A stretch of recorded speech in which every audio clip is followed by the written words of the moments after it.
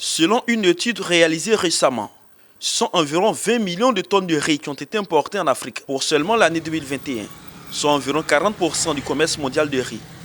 La BAD, Banque africaine de développement, a décidé de verser la balance pour les prochaines années. Pour y arriver, l'institution financière panafricaine propose aux États africains la mise en place des pactes nationaux de souveraineté alimentaire pour les 5 prochaines années. À travers ce projet, la BAD veut permettre au continent d'assurer sa souveraineté alimentaire.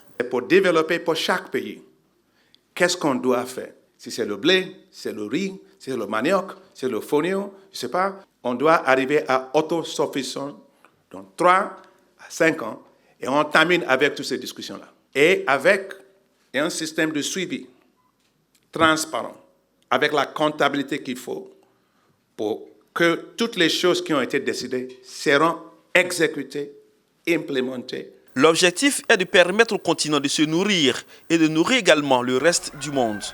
Un projet pilote démarré en 2015 a donné des résultats satisfaisants. De quoi rassurer le président du groupe de la BAD et ses partenaires pour la vulgarisation de ce projet pour l'ensemble des États du continent.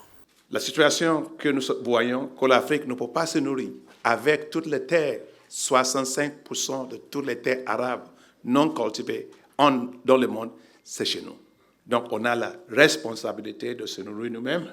Le rendez-vous de Dakar, appelé Sommet Dakar 2, sur l'alimentation était l'occasion pour les pays africains de présenter le résultat des différentes études. Et pour la Côte d'Ivoire, c'est un pacte de souveraineté alimentaire basé sur 8 projets, dont 3 pour les ressources animales et halieutiques et 5 pour l'agriculture. Le tout fondé sur la politique et stratégie nationale, à savoir le PND, le PNIA et la PONADEPA. C'est en somme un choix porté sur 8 chaînes de valeur avec une demande croissante en produits frais et produits dérivés, présentant de grandes opportunités d'emploi et de transformation. Il s'agit des filières légumes, igname, manioc, maïs et riz. Et dans le domaine des ressources animales et halieutiques, il s'agit de la filière avicole et celle du poisson et des ruminants. Le gouvernement met en priorité dans ce document les chaînes de filières agricoles à haute portée économique. La mise en œuvre totale de ce projet permettra à la Côte d'Ivoire d'être autosuffisante dans plusieurs denrées alimentaires de grande consommation, notamment le riz, le maïs, le poisson, la viande et les légumes en toute saison. 375 milliards de francs CFA, c'est ce qu'il faut mobiliser pour sa mise en œuvre.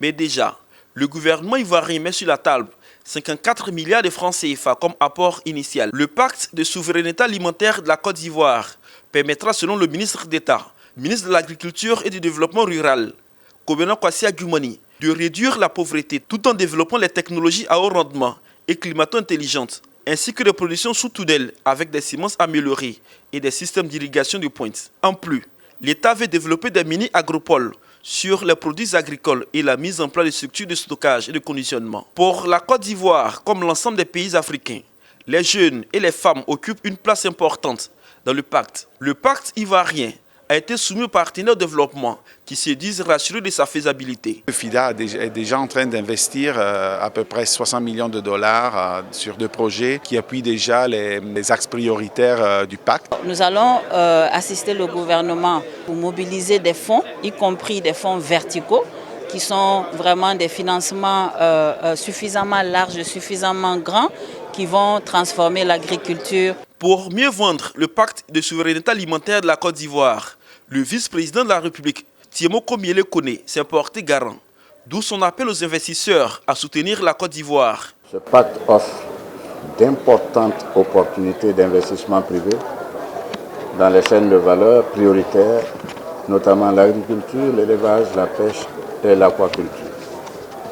À cet effet, d'importantes réformes ont été mises en œuvre pour accroître les investissements dans la production alimentaire. Il s'agit en particulier de renforcer la sécurisation foncière qui conditionne notamment un accès élargi au financement bancaire. Je voudrais vous inviter les partenaires techniques et financiers ainsi que les investisseurs privés à s'inscrire à travers ce pacte dans un partenariat gagnant-gagnant avec l'État de Côte d'Ivoire pour assurer la souveraineté alimentaire et nutritionnelle de notre pays. Initialement, la BAD prévoyait 10 milliards de dollars pour le financement de l'ensemble de ces pactes nationaux de souveraineté alimentaire. Le sommet de Dakar a permis d'accroître ce montant jusqu'à 30 milliards de dollars, soit plus de 15 000 milliards de francs CFA pour financer totalement ces différents projets.